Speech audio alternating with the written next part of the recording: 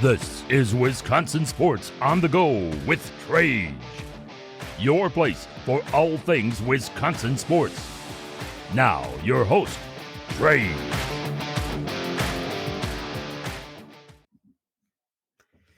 How we doing, everybody, and welcome into Wisconsin Sports on the Go with Trage. I'm your host, Trage, coming back for the June 25th edition of the show here. I hope you guys are enjoying your Wednesday. I hope you guys enjoyed your weekend. It was a hot weekend. Holy crap, was it hot. Coaching baseball out there in Colby. 12U boys got the championship win, so that was awesome. 10U boys got a championship win over there, too, for Loyal Greenwoods. So that was awesome there over the weekend, but man, was it hot. Holy crap. It was like out there in the sun, the sun would go away and it wasn't so bad, but then the sun would come back out and oh my goodness, the breeze was nice. Outside of that, it was just miserably hot. Goodness. And now, you talk about a complete change of pace. You had the heat over the weekend and now you got rain and cooled off this week here. So it was, if you didn't want the heat, you're good. And if you wanted the heat, well, welcome back to Wisconsin. You get 4 seasons in one day. That's all you got to think about. 4 seasons in one day is awesome. So a lot of things happened over the weekend. A lot of things happened. We saw the Badgers. I was going to talk about the Badgers today anyways. I want to talk about that NCAA violations. We were going to talk about that last week. We didn't get to it. I want to talk about this week. But now they're in the news. They're suing Miami. So that's awesome. And I want to talk about it here. We'll probably talk about it in the next segment here after the commercial break. But I love it. So I want to talk about that today. We got to get to the Brewers because, wow, they torched the Twins over the weekend. That was an awesome series. It started with the Cubs. They took care of the Cubs. And then they went and they torched the Twins. You got to love it. So I want to talk about that because it was hot and the Brewers were hotter. So I can't wait to talk about that. Their Sal Frelick continues to be impressive against the Pirates there. I believe he leads the league in outfield assist, if I'm not mistaken, or at least leads the NL. So, he's been great in the outfield. I want to talk about Sal a little bit today here in that leadoff spot, what he's been able to produce. So all in all, I just want to talk about what we've been seeing as of late here with the Brewers. OKC wins the finals. I want to talk about that because there's a lot to unpack there. We see a lot of, the I don't want to say quote unquote, but quote unquote experts, right? Telling us that it's a skewed title, right? It's got asterisks around it. So I want to get to that because I am done with that talk there. So I want to talk about OKC. We're going to have Kyle on. We're going to talk about OKC, the finals, wrapping up the season because now we get to the offseason. What's going to happen? We already saw Kevin Durant get moved. What else could possibly happen? Could we see a guy like Giannis or anybody else move? I don't know, right? We've seen crazier things. I'm not in the Giannis is moving camp, but ESPN's still going to tell us they're going to do it. Shams is still reporting that it's going to happen. So we'll see what happens there, right? So lots of things to get into here on the show today. But as always, I love to start the show with what was grinding my gears. What caught my interest, I guess, over the weekend there. What's been grinding my gears? What's been driving me nuts, right? So the big one I had watching, so you watch the finals and everything happened there. And then after the finals, I was across social media and I was looking across social media to see what was happening.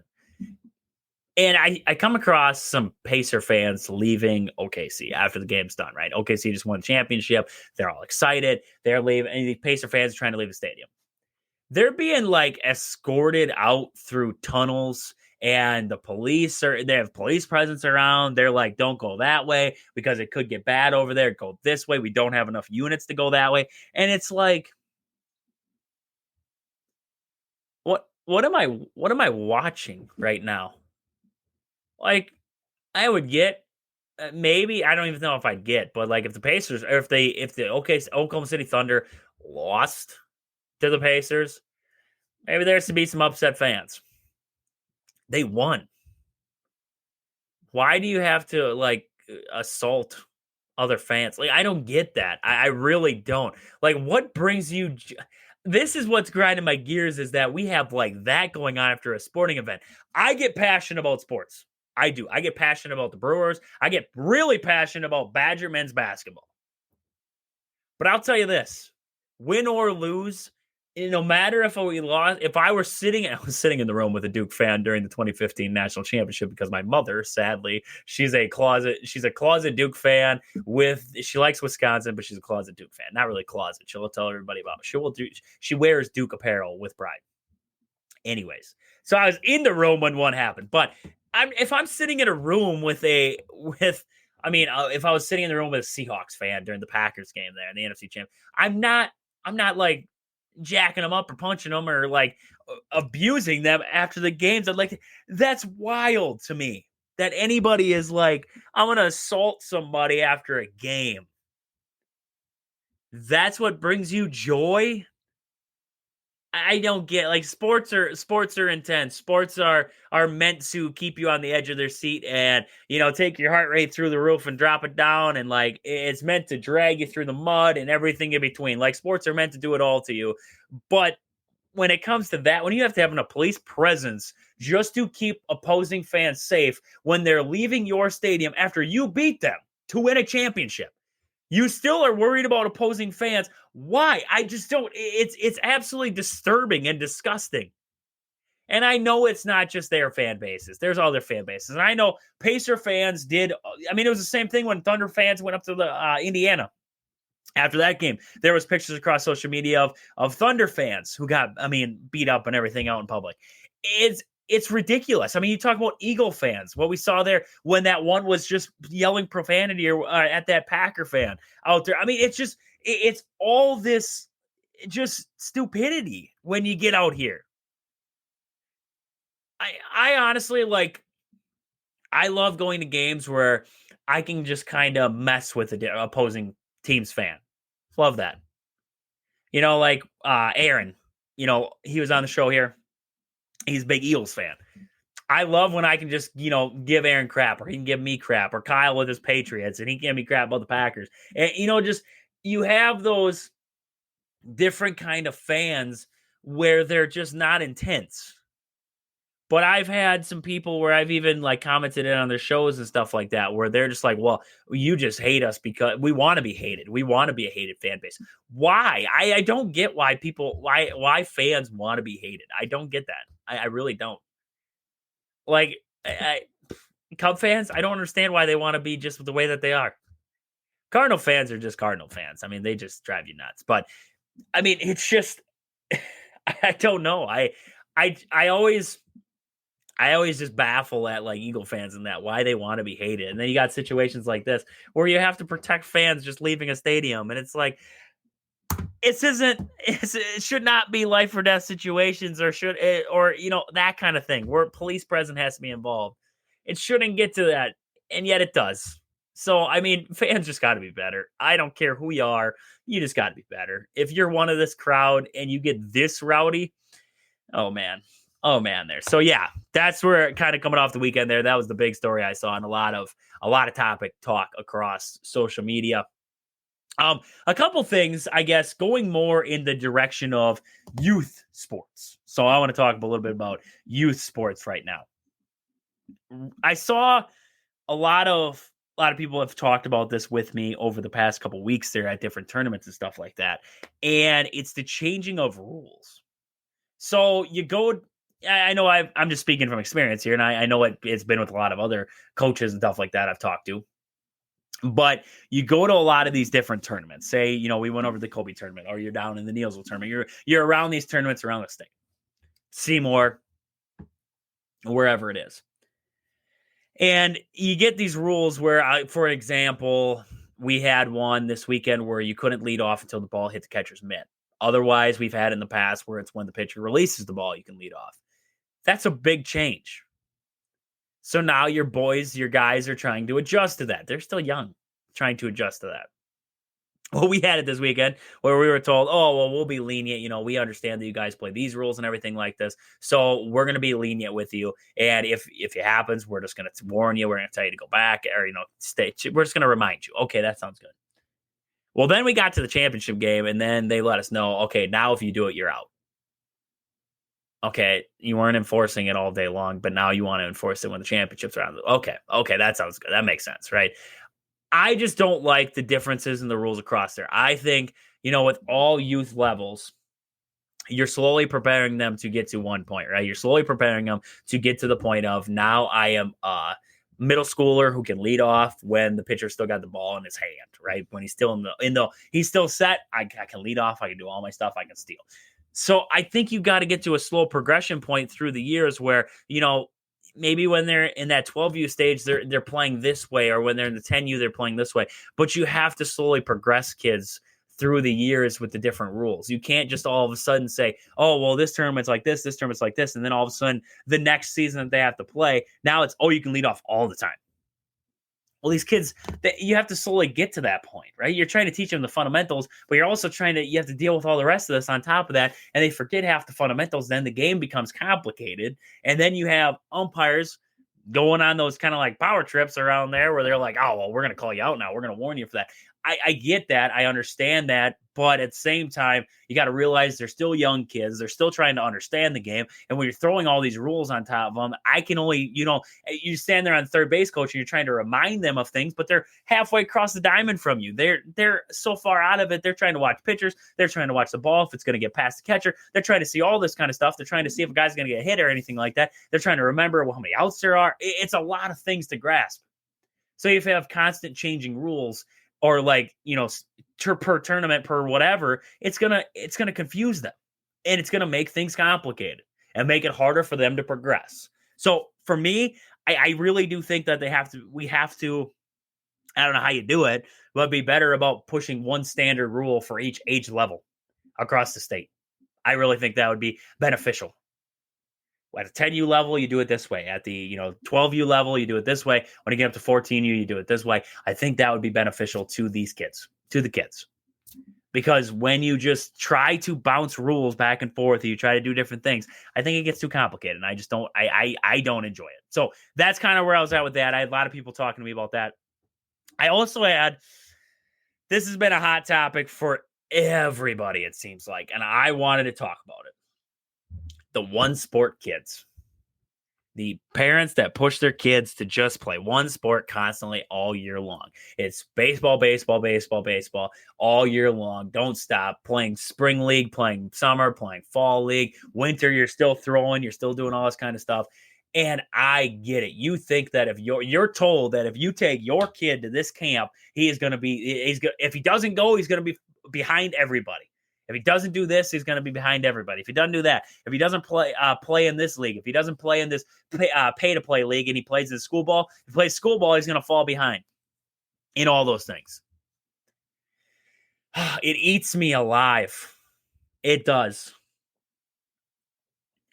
Because, number one, when they're at a young age, experiencing all these sports is great for them. The team aspect, the growing aspect with other kids, finding something else to do in their free time is huge.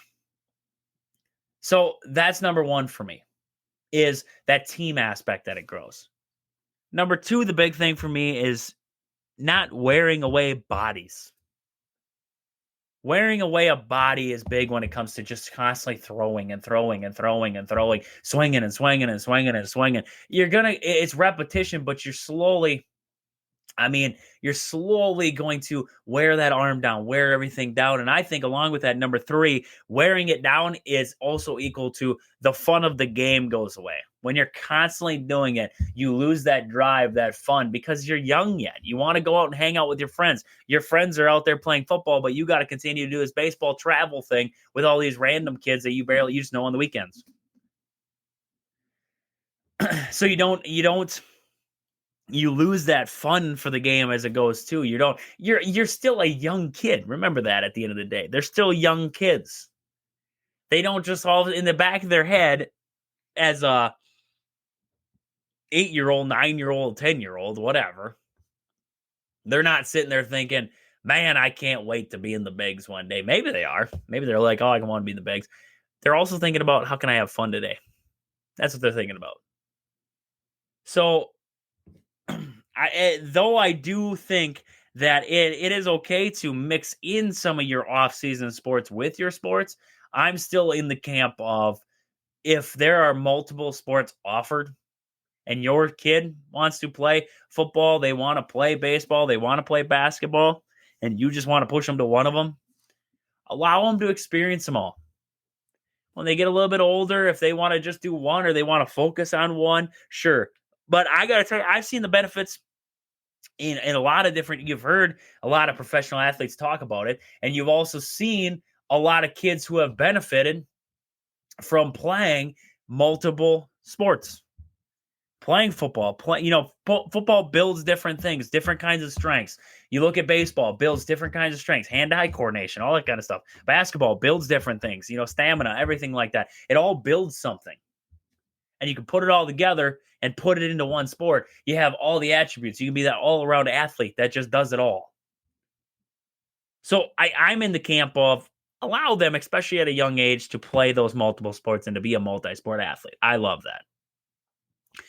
I also, one last thing I just wanted to touch on because I was asked this question. Over the weekend, and I just wanted to get to it because it was a big conversation piece that I had with a parent. So they said that, a big thing was, or for them, they thought the best thing for their kid was they needed to get into the weight room and they needed to just start pushing these heavy weights. And I said, what do you mean? And they said, well, I think a big thing that they need to do here is they need to get big and strong. They need to get bigger, right? Bigger. And I said, yeah. That's a way to go with it. But I said, are you getting better in the right way? I said, what do you mean? And I said, sometimes just pushing the heavy weights isn't going to do it for you. I said, sometimes you can build all the heavy muscle you want to build in your life. You can build it all. But if you can't move, let's talk about athletes. Look at some of the Packers offensive linemen. Look at their defensive linemen. Those are some big guys, right? They can still laterally move faster than the average person can laterally move.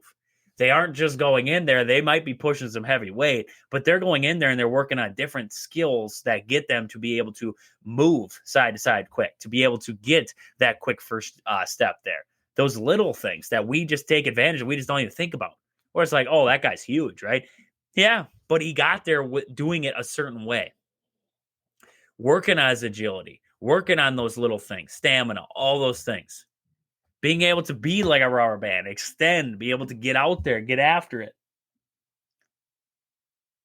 They're working on the lateral movements instead of just a forward and backwards, because a lot of every sport, football, basketball, even some baseball, right? Pitchers, being able to laterally move, laterally push off, being able to trust your body.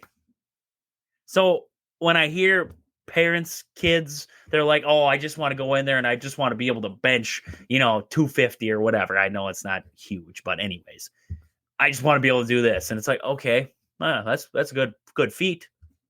But can you do that while also being able to move quick this way, or laterally move quick this way, or build that strength to be able to do those things? So that's kind of where, if I was giving that opinion to them, which I did talk with them about it, and we had a conversation about it, and we came to understanding with each other. But I would say, you gotta find a program that's right for you, but you gotta find a program that balances both. You want to get bigger, but you also want to still strengthen those things that are going to make you a better lateral mover, side to side, whatever it is, rotation, everything like that, because your body's got to be able to move in all those directions to be productive in all of sports. So yeah, that's kind of where just a question that I had over the weekend, and just something I wanted to touch into there a little bit. So we got lots to get into today here. I want to get to Badgers when we come back here. So we're going to talk Badgers. I want to talk Brewers today here. We got Kyle coming on to talk Pacers and OKC. So I want to talk about that finals. We got Umar coming on later to talk Packers. We got lots of stuff to get to. So I can't wait to get to it all here. We'll be right back here after a quick commercial break. 2 hours of Wisconsin Sports on the Go with Trage is just getting going here. We'll be right back here after this quick commercial break. Welcome back into Wisconsin Sports on the Go with Trage. I'm your host, Trage, coming back on this Wednesday. And hey, this next segment of the show here is brought to you by a fantastic sponsor, and that is Foreman's Hardware. They offer you everything from home essentials to farm supplies, house to farm, grills to drills. Foreman's Hardware has got you covered. Visit today in Loyal, Kobe, or Medford, Wisconsin there. Tell them Trage sent you. Get 5% off. What else could you need? Landscaping supplies. You might need some power tools. You have, all your needs, all your hardware, any kind of needs like that. Traegers, smokers, pellets, everything for your grilling. They got it all down there at Foreman's in Colby, Loyal, or Medford, Wisconsin. Tell them I sent you. Get 5% off there. So that is Foreman's Hardware across all those great cities, Loyal, Colby, and Medford. So went to the break. We were talking about what was grinding my gears coming off the weekend there in that first little segment of the show here. And if you missed any part of that segment, make sure you're checking out the show next day. It'll be available across all podcast platforms, wherever you get podcasts. Just search Wisconsin Sports on the Go Trade. And if you have any thoughts, concerns, anything like that at any point in time in the show, you can let us know. 715-990-4914. That is 715-990-4914 there. So going into the break, I said I want to talk a little Badgers today here because there's a lot of, it's not even like on the field stuff that we want to talk about. It's a lot of off the field stuff going on with the Wisconsin Badgers. So the Badgers, they're whacked with a fine from 2023. We didn't really get to talk about that yet. So they have a $25,000 fine. Wisconsin has been placed on a 1-year probation where the program will be required to regularly report to the NCAA.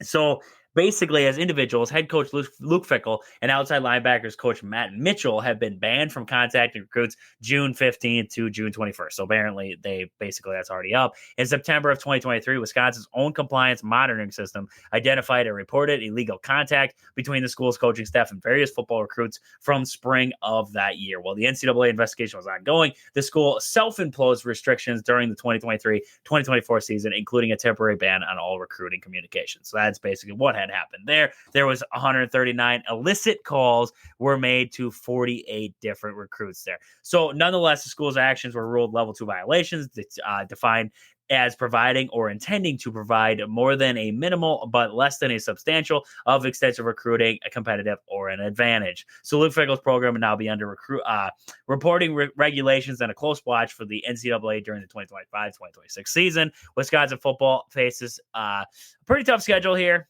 A lot of tough recruits there. And it's just another thing on Luke Fickell's plate to have to deal with at this point here. So we see all that happening. The fine come in and everything for the Badgers there. I'm not going to sit here and overreact to it. Wisconsin self-imposed the ban. Like they knew it was going to come eventually. So they self-imposed it. At the end of the day, I really, we sit here, we're going to harp on Wisconsin for this, and a lot of opposing fan bases are going to come after Wisconsin for this. I wouldn't put it past a lot of other universities that we've seen, the Alabamas and the big dogs of the world, to have been in this same boat, of not talking to recruits during the right periods, right? And kind of illegally doing things like that. So I'm not saying teams are doing it, but what I'm saying is that I don't think Wisconsin's the only one. I just think Wisconsin was the one who basically said, yeah, we did it, and self-imposed it. So it's happened. I believe it's happening elsewhere.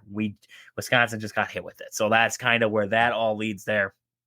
The big one, though, coming off this last weekend, the Badgers, they're suing Miami. They're suing Miami right now. So they filed a lawsuit last Friday claiming Miami's football team broke the law by tampering with Wisconsin Badgers football player.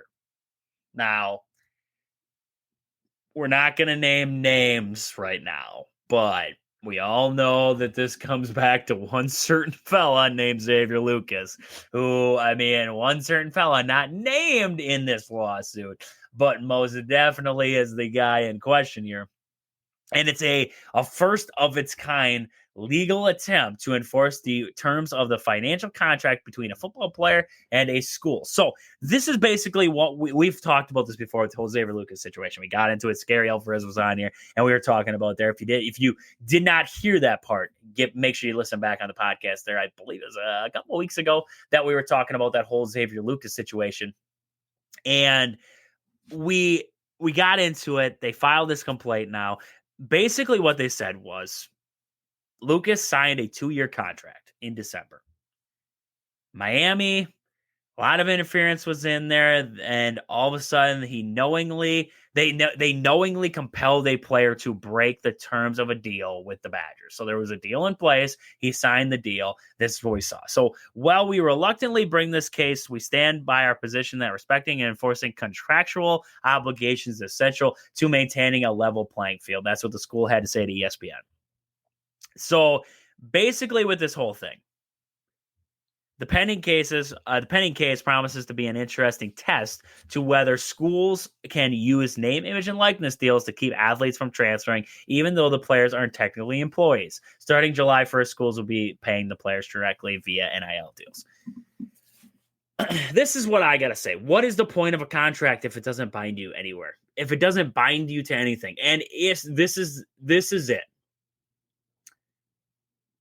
In these contracts, if it is not already stated, it needs to be stated that if we're not going to enforce this or let this be a binding factor to schools, then it needs to be stated that all the money that is given in this contractual agreements, if you disregard it, you go away from it, say maybe you only stay for a year and then you all of a sudden just say, I'm out, deuces, you have to pay some money back.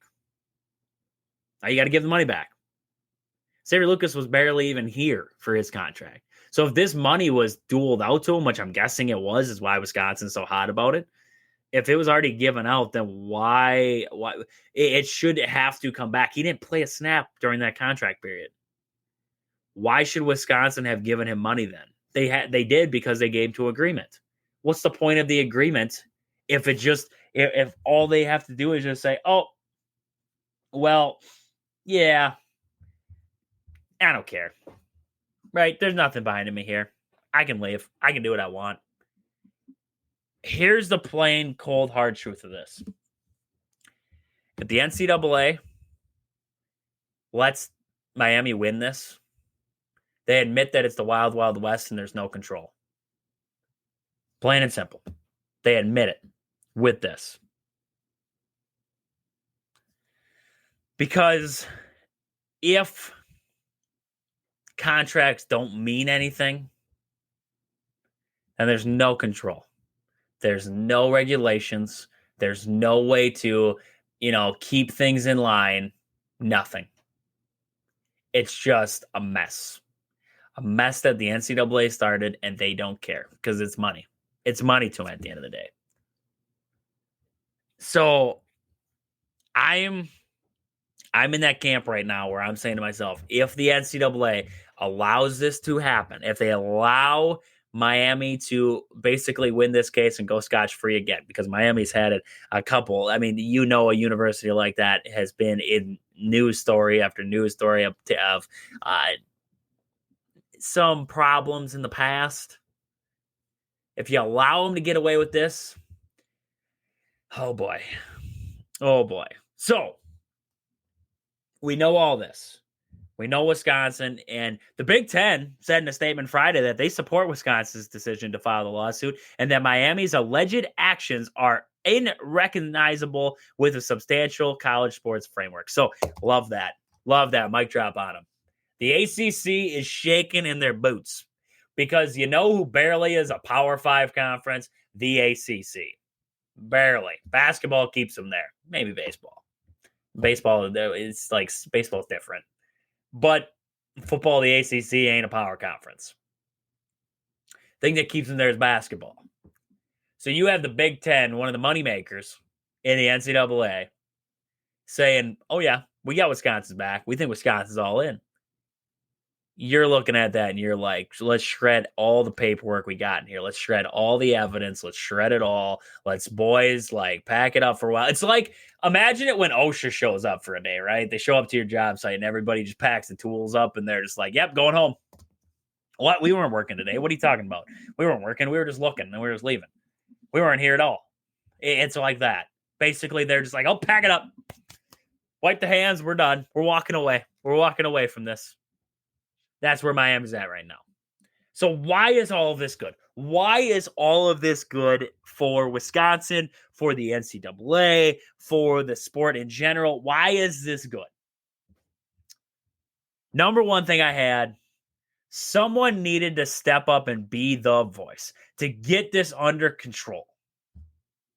And when I say that, I look across the landscape, and like I just said before, the wild, wild west that is college sports now.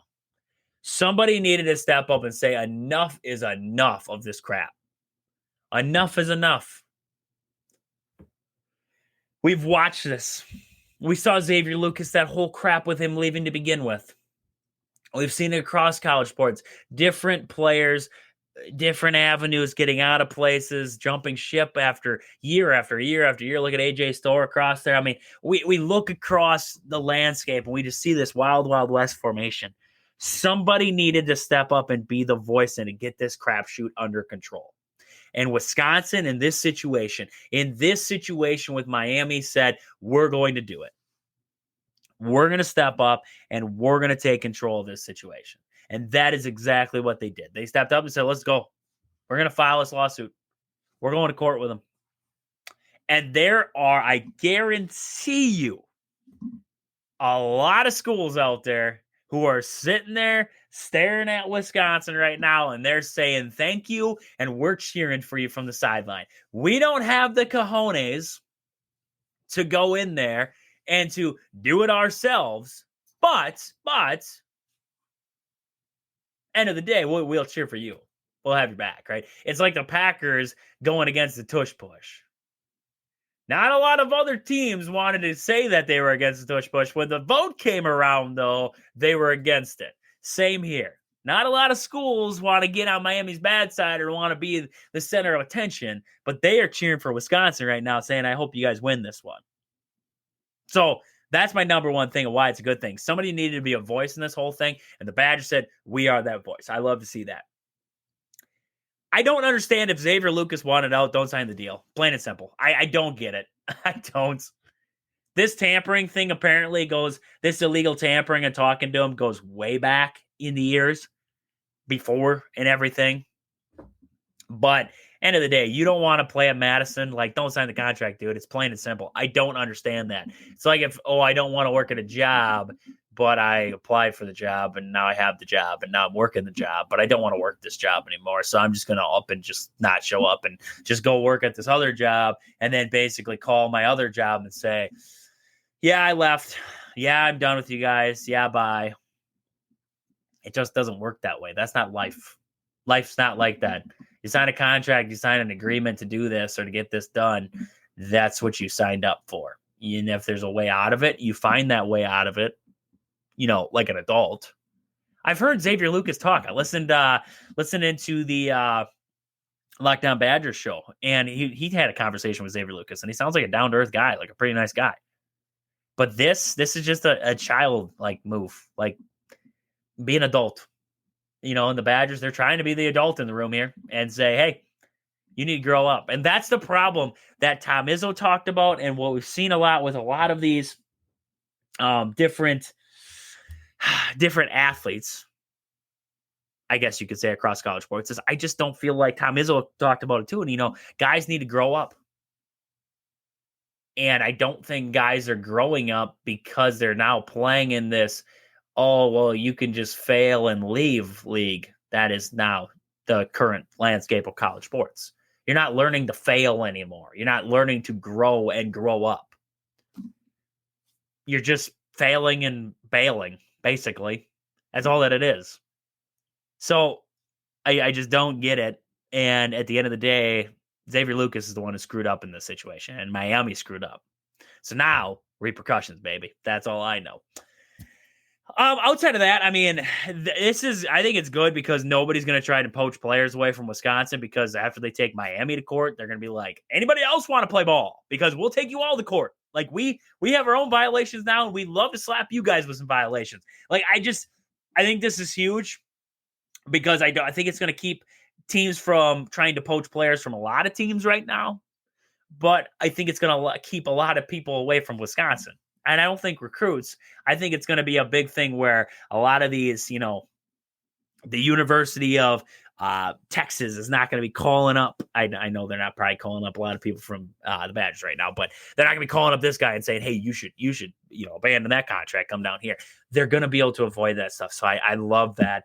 out of this. I mean, yeah, I'm gonna own it. Miami fans, they're all over social media. They're like, "Oh, you guys are only doing this because you got your own violations." Sure, you're dang right we are.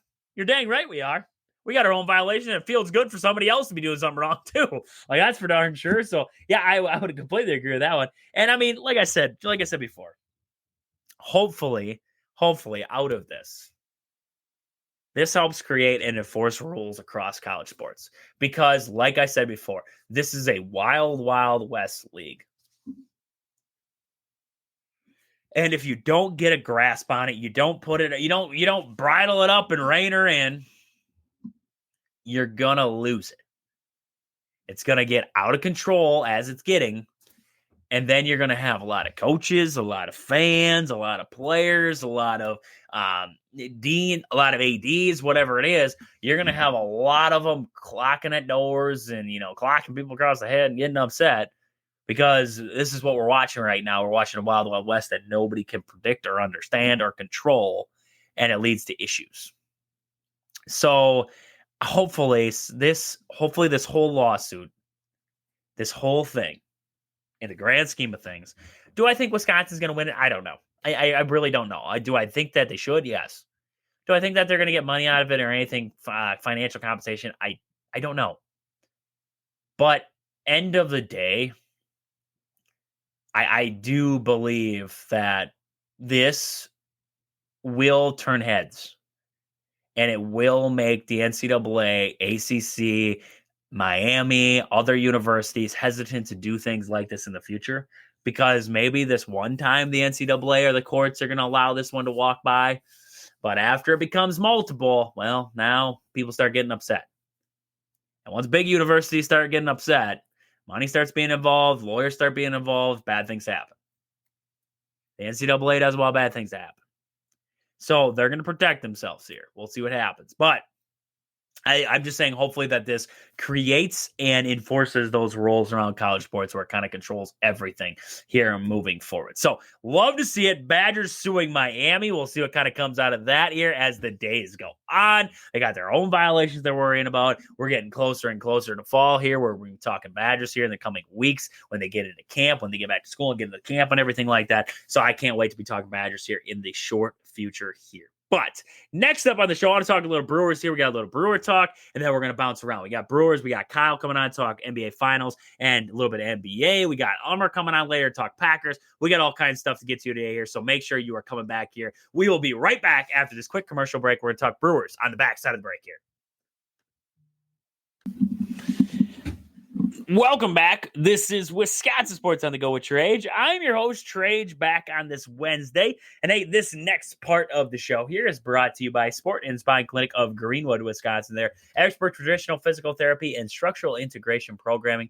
Call for flexible scheduling and evaluations. Just call 715-267-4583. Don't trust anyone else with your physical therapy than Chad down there at Sport and Spine Clinic in Greenwood there. And also brought to you by Warm Kids Wisconsin. They're the non-for-profit charity group that we have been working with there. And I mean, down at Warm Kids Wisconsin, they want to get every kid in Wisconsin wearing warm clothes this winter. They don't do coats, they do snow pants and boots. Everybody does coats. It seems like there's a lot of coat drives and everything like that. Not a lot of people, not a lot of groups do snow pants and boots, and they get the high quality snow pants and boots. What do they need? They need people like us to talk about them, get their word out there, and make sure you're following them across all social media platforms there. Find all their links on those platforms there. Find their Amazon wish list. Find the donation options. Find all their events across all social media. They got tons of events coming up here, so make sure you are checking them all out there. Warm Kids Wisconsin. So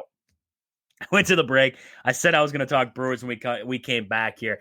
I was scrolling through social media when I went to the break, and I don't know why. I don't get it anymore. I really don't. This is actually getting exhausting. So we have Giannis, and I know they're getting sick of hearing this, but I'm getting sick of hearing this. So I just wanted to, voice my rage here, I guess, for a second. We have Giannis telling us I don't want to leave Milwaukee. We have Doc Rivers telling us he doesn't want to leave Milwaukee. We have Thanasis Antetokounmpo telling us he's not leaving. Everybody else, basically in his friend, family, everything group. My kids are here, he says. They love it here. My family's here. Everything's here. They all love it here. He isn't going anywhere. Everybody in his friend group, family group's telling us this. Every indication from him, from the guy himself, is saying, I am staying pat, staying here, the head coach, everybody else. But here's Shams, and this is why it's hard to trust ESPN, some of the analysts or whatever you want to say on ESPN. Because you have a guy like Shams who says, anyways, Giannis still wants out. He's still thinking about it. He's still pondering it. Shams, I don't know why. I really don't. Why? Like, I saw him on Pat McAfee, and that's where I saw that he said this again. Why Pat McAfee even allows that on his show anymore? I know he's ESPN paid and everything like that, but seriously, I think it drives down the credibility of a show. If you have a guy who consistently comes on and he keeps telling all this crap, and if Giannis could tell Shams, and he did basically to his face when he says, man, I miss Woj. Don't we just miss Woj?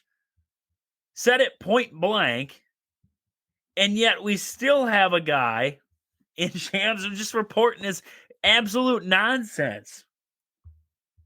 I mean, it's just terrible. Like, absolutely terrible reporting. It's basically, we don't have crap to talk about. Let's make it up. Let's just make stuff up. That's fun. It's annoying. It's annoying.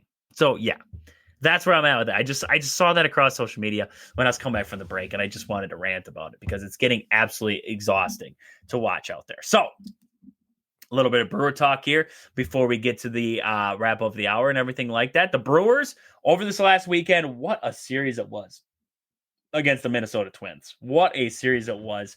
Friday, they got the 17-6 win, and a lot of this was later in the games. Like, this wasn't like an outburst right off the bat. Like, these 17 runs that the Brewers had against the Twins there, a lot of it late in this one. Look, they had 5 runs in the 7th, they had 4 in the 8th, they had 5 in the 9th against the Twins there to really, this was, basically a knockout punch there at that point. But it was a late game, heroic effort. Yelich, fantastic in this series. He had 10 RBIs. He had 8 in one game. So that really puts you over the top there. I think he had a crazy stat where he had 8 RBIs, but he didn't score one time. He drove in 8 runs, but did not score at all in that game. 0 runs for him. That's crazy. That's crazy. But I mean, he had one of the longest singles of the year. I believe it was, or longest doubles, was it? I think that son of a gun went like 420 feet to center or something like that. It was crazy stat there from Yelich. But this team, they're starting to get hot, right? So they got this 17-6 win on Friday there. Mizorowski was fantastic. Got the record most no-hit innings by a rookie by a pitcher before giving up their first hit in the big leagues. So that was awesome to see there. I think it's since like 1900 or something like that. It was a crazy stat like that. There went 6 innings, 1 hit. The 1 hit being that 2-run bomb that he gave up there to Wallner. Outside of that, nothing across the board against him. He's phenomenal. And there was some years, Hall and Jake Bauers pitched again, kind of threw his ERA to the win there, 3.6 now after giving up 2 earned runs. So just not a very good outing from Jake Bauers at all there. But the Brewers get the 17-6 win on Friday night. There was a great game there. And then they got the win on Saturday, 9-0. And then a gutsy win on Sunday, 9-8. That was a gutsy win. That was a gut check game, right? They had the big lead. Twins clawed their way back. They had a good chance to win that one, and McGill slammed it shut. Took it out. That was awesome. So all in all, that was a darn good series. And to wrap that, you had that Cubs series where you wrapped it up on Thursday. You didn't get the game on Wednesday as it was postponed. It was rain. I don't know why instead of just playing it on, they didn't just postpone it, put it to Thursday. They ended up shifting that game all the way until, I think it's in the second half of the season. They're going to play like 5 games in 4 days. Something stupid, right? They were just scared of Mizorowski. That's all that it was. They didn't want to face the Miz on Wednesday there, so they pushed it all back. And then he ended up getting pushed behind Peralta anyways. But big series win for the Brewers. Big win against the Cubs there to wrap that series up. So they've been on a pretty good streak here. I mean, you won 3 against the Cards, 3 out of 4. And then you win 1 or 2 against the Cubs, and then you win 3 straight against the Twins. Now you got this series against the Pirates here. So, I mean, pretty good stretch there coming out of the weekend. I had a lot of questions that I was given, a lot of questions I was asked coming off the weekend there. So the biggest one, I guess we could talk about here to start. I was asked about Trevor McGill. He's getting the job done. And he is. You're not right. He's getting the job done. He's pitched some gutsy, ballsy, big innings for this Brewers team. But in those gutsy, big inning for the Brewers games, he's ran into some problems, ran into some trouble. We've seen this, right? Put multiple guys on, giving up a run here or whatever. Still ended up getting a save. Took care of his business. Made it interesting. And it's got a lot of people questioning. They're like, oh, well, we have a guy in the name of Abner Uribe who's been absolutely fantastic. Would you want to switch a guy like Abner Uribe into a closer's role and take that away from McGill? Where are you at right now with this situation? Where I'm kind of at right now is that McGill has 17 saves.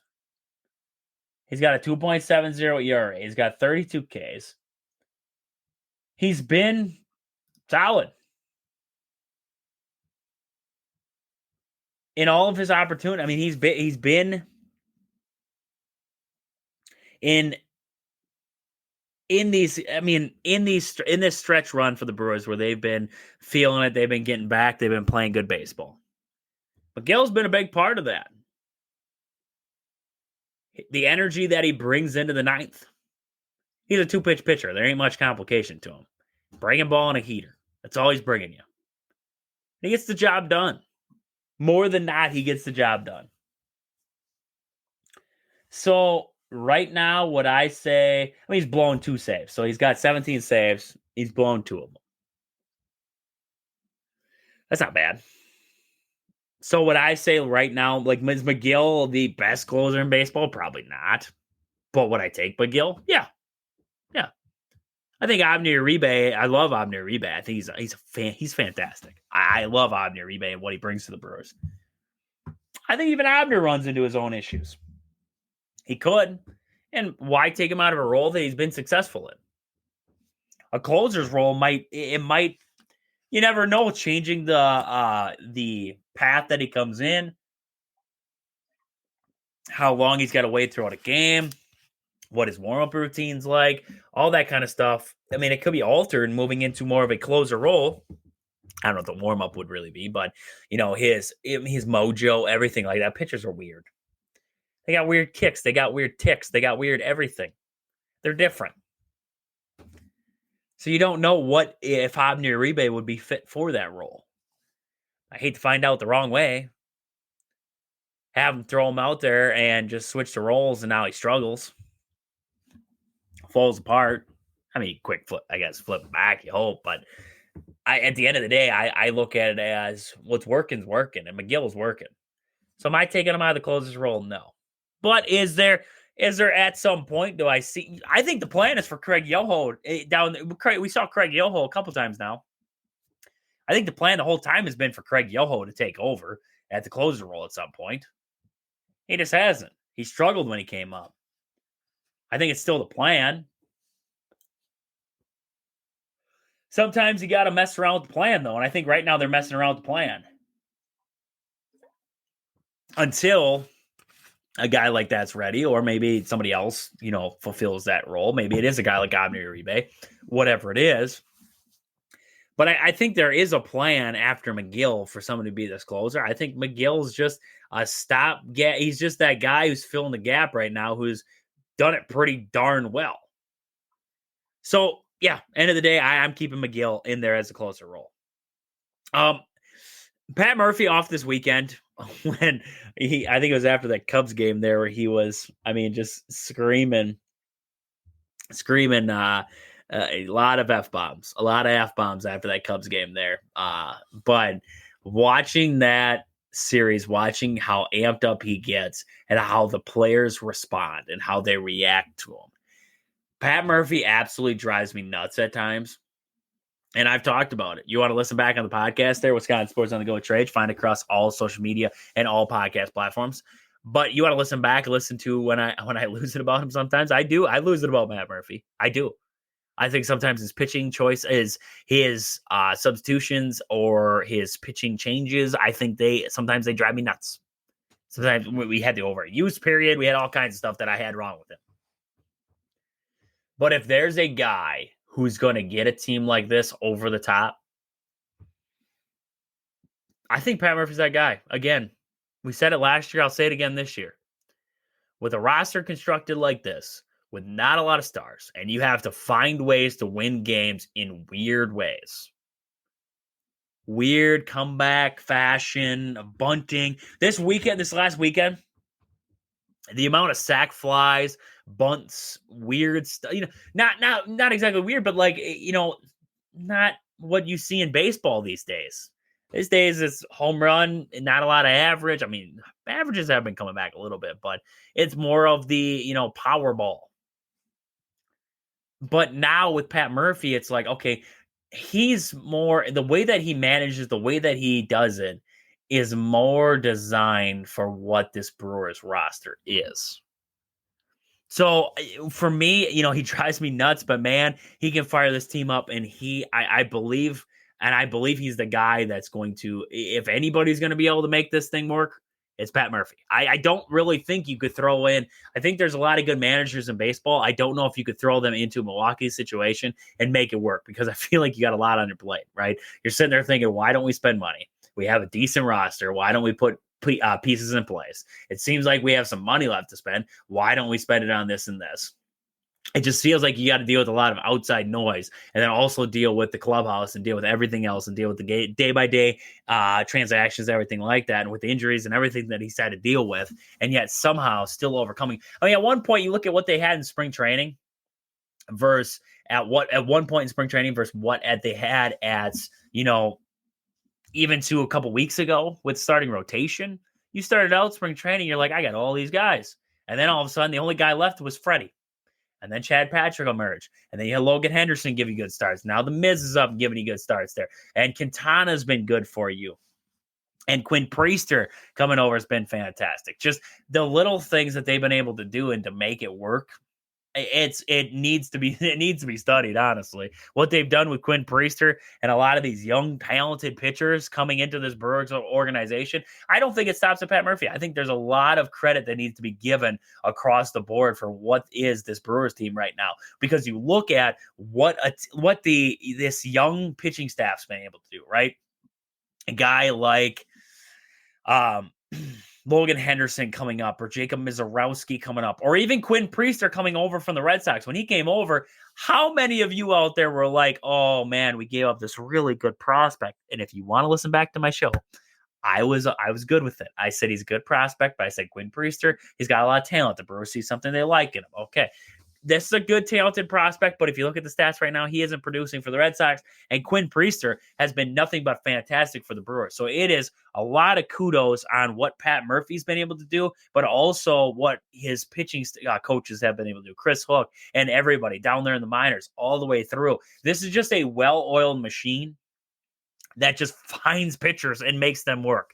It's constantly, I guarantee you, a lot of organizations get annoyed because of how often the Brewers will just go out and grab a random arm, bring them to Milwaukee, and somehow make them a good pitcher again. Quinn Priester, pitching like an absolute dog since coming to Milwaukee. Before that, everybody was like, this guy's like, he's fresh meat out there. You might as well just throw it on a tee at this point with this guy. Comes to Milwaukee, he's pitching phenomenal. He got a rough outing against the Twins, but it was bound to happen eventually that he was going to have a rough outing. I mean, it happens to the best of them, but they just continue to develop good players after, here and there and everything. Now it's about just getting these guys signed up, locked in for a little while. That's a big thing for me.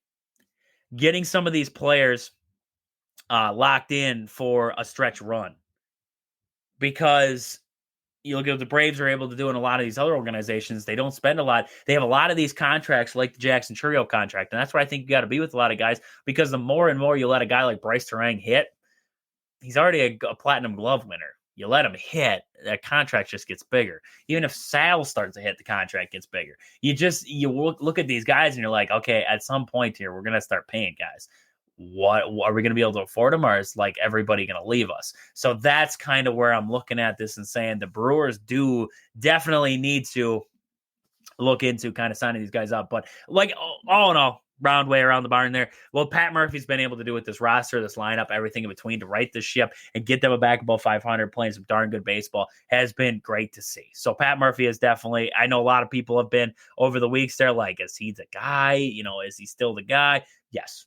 He is definitely still the guy, in my opinion, to lead this team over the top. Now it's just about finding consistency and maybe, just maybe, getting him some talent in the room there. I don't know. Maybe go and find a guy like Ryan McMahon out there. Maybe, find something. I don't know what it is. So we gotta hit a quick, excuse me there. We got to hit a quick commercial break. We're going to come back. We're going to wrap up the hour, and then we're going to get to the next hour here. We got lots to get to yet today here, so we'll be right back here on Wisconsin Sports on the Go with Trage. Welcome back in as we wrap up this first hour of Wisconsin Sports on the Go with Trage. I'm your host, Trage. This last little part here is brought to you by Marshfield Motor Speedway, the half-mile paved track just 3 miles outside of Marshfield on County Road H. Find upcoming events and races at marshfieldspeedway.com. That is marshfieldspeedway.com there. So we talked a little Brewers there. I want to get into the Brewers here later on in the show, so we got a little Brewer talk to get to. We got Kyle coming up here in the next hour. We're going to talk a little bit of NBA. I want to talk about that finals, the wrap-up of the finals, get into what's ahead in this NBA offseason. And then we also got to get to Ummer here today. We got to talk a little Packers here as the show goes on. We got, like I said, Brewer talk to get to. So we got lots to get to here in the second hour of the show here. Make sure you're coming back. Wisconsin Sports on the Go Trade is coming back for hour number 2 after this quick commercial break.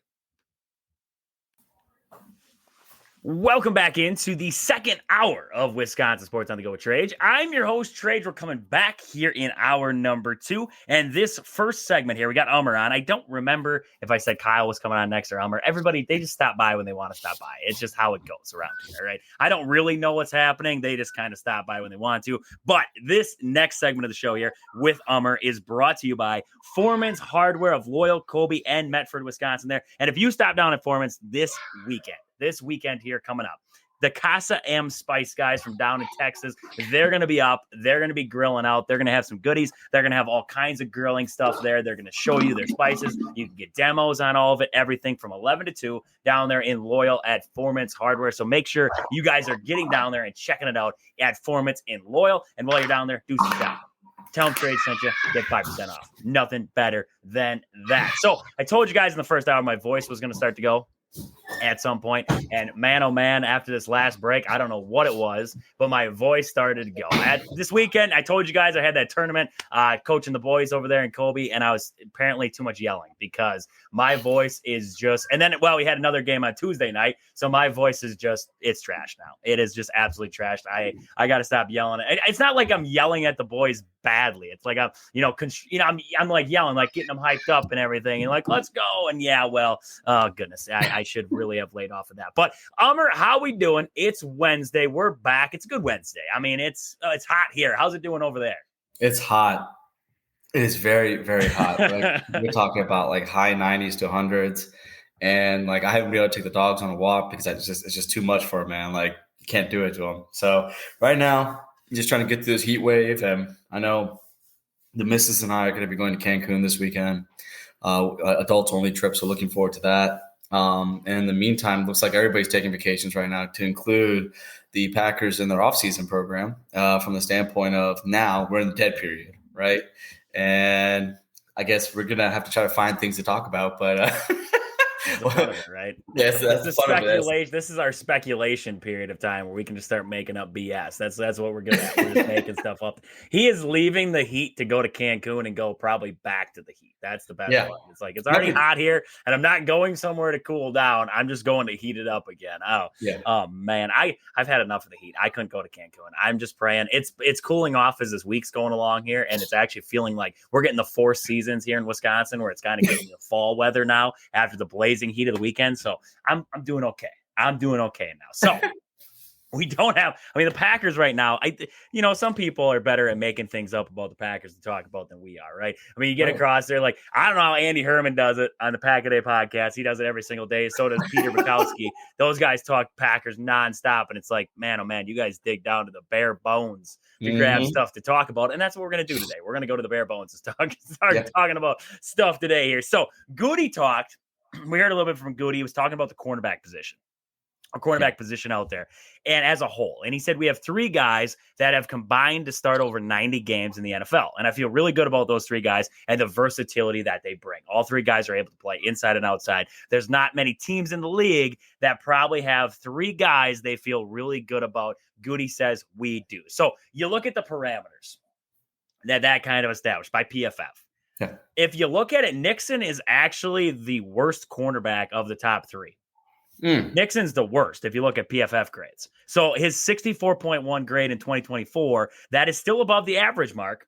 Valentine ranked in at 65 grade last year. And Hobbs, you technically can't look at last year because he was injured. So you look a year before. And a year before, he had a 69 grade. So if you put the PFF grades from what of recency bias of these players, Nixon's your worst cornerback. So if that holds true, and I know you can only look at stats for so long, you got to look on the field and get the play. But like I said, we're making things up at this point, right? It's the offseason, it's the dead period. We got to find something to talk about. If you have 4 of the teams with a cornerback ranked below the Packers drafted a corner in the first rounds are the first 2 rounds this year of the draft. 4 of the teams with a cornerback ranked lower than the Packers, and there wasn't many in that cornerback 3 ranking. So you look at it, and there's going to be a competition now, and you're like, okay, is this competition going to be great? Kalen King, Kamal Haddon, and Mike Robinson there. Right. Those guys are going to be vying for those snaps behind that top 3. Right. I know Javian Bullard's going to be in there too. He's going to be kind of working. Is he going to be a slot? Is he going to be a safety? Where is he going to work in? We know Evan Williams and McKinney will be back there. I think he's going to be a little bit everywhere. You also got to look at a guy like Isaiah Simmons. He's kind of going to work into weird spots too. So where does he fit in the fold? But I'm looking at this and I'm like, okay, I see what Goody's saying. If Nixon, according to statistics, right, and we can only take them so far, is your worst corner, you're actually not bad off. Like, you're not in a bad spot if Nixon's your worst. Now, the question is, though, is Valentine, because honestly, Valentine didn't really play that bad. It's just everybody's, the one that sticks out to him is that play against the Eagles when, with a big old tight end. I can't remember. Dallas Goedert. Dallas Goedert. But honestly, Dallas Goedert win big boy ball. And what corner in the NFL is going to take him out? Not many anymore. There isn't many anymore. So it's a question of, okay, so Valentine, I think he's okay. Hobbs, if he stays healthy, he's good. You don't have a terrible cornerback room. What worries me the most, I would say, is the depth behind these guys. Because it's a lot of question mark on top of question mark. Who's going to be the guy? And that's where I'm kind of sitting. I'm like, do you go out and grab a guy? Like maybe a rando, like Stephon Gilmore. He's old, right? He's not, he's used like a used napkin at this point. But he's experienced, right? You have a lot of inexperience in here. You just need a guy who you can maybe throw in there in every 15 snaps or whatever and make it work.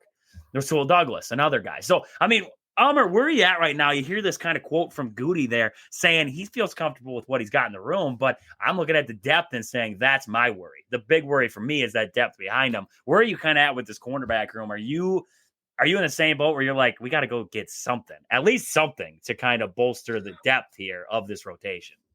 I think Goody is a product of his own demise because he's at a point now where he has to say that, right? Because he can't come back and be like, well, last 2 years I passed on corners in the first 6 rounds, and I'm going to now decide to say that, yeah, I'm not really too happy about it. I'm going to make some moves. So he's going to tell everyone everything's okay. He's kind of like the dog in the burning house saying this is fine. And he basically is kind of playing that gift to its max. I think that they do expect a jump from Carrington Valentine. He has improved every year. He's gained weight. He's gotten better at the craft. I think his passer rating against is probably one of the lower ones. And, Keyshawn Nixon being in a part-time role as a special teams player and corner, that was something we did see a lot last year. I think that played into him having some really good games and really bad games. Not bad games, but not, subpar games. It's one of those ones where it will be interesting to see, like, as the season progresses, especially in training camp, how that competition is going to go. Because I think the thing you said about Javon Bullard is going to be interesting. Is he going to play full-time safety or is he going to play slot, right? And with Nate Hobbs now being there, like you said, we have our 3, and then everybody else behind us is going to be kind of jockeying for position. They have to kind of be able to perform on special teams as well, too. I feel like Mike Robinson and Kalen King do have good tape in previous years. And can Derek Hansley and Ken Halfley be able to kind of like pull something from that, because I feel like rookie corners that come in, they have the ignorance is bliss. They don't know what they don't know, if that makes any sense, in the sense like they go out there and just play, right? And they're not really thinking. They're kind of almost going off talent more so than they are like off scheme. And when they get older, second years, where you see them trying to combine the two, that's why you see a lot of second-year players kind of have a little bit of a regression. And that third year was a lot of receivers as well as other players kind of take that jump, right? And I feel like we're going to see that across the field, across a lot of positions. I think Jordan's going to have that kind of jump in his third year as a starter. You're going to have those kind of jumps in the secondary with Carrington Valentine. Of course, now Keyshawn being truly cornerback 1, I don't really expect him to see him he did say that he would do kick returns, but I feel like we have the guys back there at other positions that can take over that role. I think Miko Hardman can just take care of both punt return, kick return. We're good. Yeah. I feel like the Bo Melton thing is interesting. I don't know if it's like, the wide receiver room is very crowded, so they're trying to see if they can make a square peg fit into a round hole kind of thing. Maybe it works, maybe it doesn't. Goody doesn't really have much of a choice to say other than what he did. And knowing that now they could make a move, I think going for Russell Douglas would be great. I know that a lot of people say he had a bad year last year, which he did statistically. But then again, though, when you look at the secondary in Buffalo, it wasn't like they were that great anyways. I mean, they just traded away their first-round pick from a couple of years ago. They've kind of basically revamped their whole defense. So I think we shouldn't kind of hold that against Russell, as well as like, the Jalen Ramsey stuff is out there where I know he's older. I know that he seems more hyped than he is actual talent, but truth be told, he doesn't miss any games. And he is a very big corner. He's a second overall pick from many, many years ago. And I know he's been a little bit of a mercenary, but I know we, as well as the Pittsburgh Steelers, are kind of in the name for Jalen Ramsey right now. For me, I think like it'll be interesting to see who we do bring in. I do remember that year when we brought in Devontae Campbell and we're like, oh man, who's this dude? Like, he's gonna be a special teams guy. He's gonna be just a camp body. And then what happened? He had an all-pro year as a linebacker for us, right? Yep. So I think that we could see a pickup like that as some obscure player who we're not really thinking about, just like we did Russell Douglas. He was literally a practice squad candidate who we put in a game and basically literally revitalized his whole career. So you never know. And with the Isaiah Simmons thing, I do agree that he has like that ability to be in the chess piece, but based on his comments and what he was saying, he's being told now that he's going to be strictly playing linebacker. And he likes that because he's been doing so much of everything for so long. He's never been able to just learn one position. I think putting him out there in linebacker at his size and speed, I mean, he could be a difference maker. I mean, he's basically as big as Quay Walker as a linebacker, right? And he's as athletic as him, if not more. So it's so many questions on that secondary. And even with like Evan Williams coming up and, Xavier McKinney being there, it's kind of like our focal point, our captain basically back there. It will be interesting to see just kind of what they decide to do with the young talent they have. Yep. How they rotated in and how do you not. Yes. I think Javian Bullard was more or less, he was flipped around too much last year. You had to give him one shot and let him try to figure that out. And they were like, oh, let's play the slot now today. And then tomorrow we'll play safety and we'll try to work that around. It's like, he's trying to figure out 14 positions at one time. It never stuck with him. So yeah, it's going to be really interesting to see how it works. And I like the Isaiah Simmons being able to just get into that one role and, that mindset there. how that's all going to work out, I don't know. Quay in there, Yeah. Edgerrin Cooper, Isaiah McDuffie. You're going to have a lot of moving pieces there. So we'll see how it all works. I'm interested to see how this defense works halfway in year 2. I miss a guy like Corey Ballantyne. I don't know. I always thought Corey Ballantyne had a lot of upside. Yeah. And then he just got an injury-prone season. I mean, look at his 2023 stats. He was pretty good. I mean, 43 combined tackles, 15 assists. Remember when he shut down Justin Jefferson? He was solid. The whole game. He was a good corner, and then they kind of just like, oh, he was injured, so gave up on him. They just didn't have enough of that tape on him. I'm interested to see, what do you do with Rasheed Walker? Yeah. Because he's going to want a payday, and you're going to be trying to make a payday of Elton Jenkins. You're going to want to pay a guy like Zach Tom. Do you want to pay a guy like Rasheed Walker? And this is where I think Goody tried to outsmart the world once again. Anthony Belton, Jordan Morgan. He's not even signed, that Belton's not even signed yet. No, thing. Nope. I think those two guys right there are we don't want to pay this guy, so we are going to. I would not be surprised if Rasheed Walker is playing in kind of this duo tandem role and he's playing less snaps, even though he is probably the better of the two at the time because he's a little more experienced probably.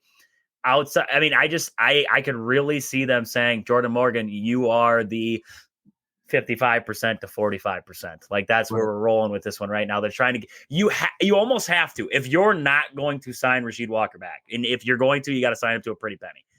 If you're not going to sign him back, you have to play these other guys a majority of the snaps. You have to get them in there and get their feet wet and pretty much take it over. And it stinks. But Rasheed Walker at the same time, I mean, yes, it's going to suck for him because he's like, I want to be out there. I want to play. But at the same time, he's kind of sitting there like, they already got the tape on me. They know I'm good. Like if they don't really want me here, I'm just not going to go get injured. What are you doing right now? Because for me, I'm taking my two young guys and I'm letting them run because it's a prove it now. Those two need to prove it and they need to step up in a big way because you're going to have a lot of lineman contract. The Packers did a really good job building a really good offensive line. The problem is now all the contracts are going to come up at the same time, and you're going to have to make those tough decisions of who stays and who goes. Zach Tom is definitely staying. Elton Jenkins, you want him to stay.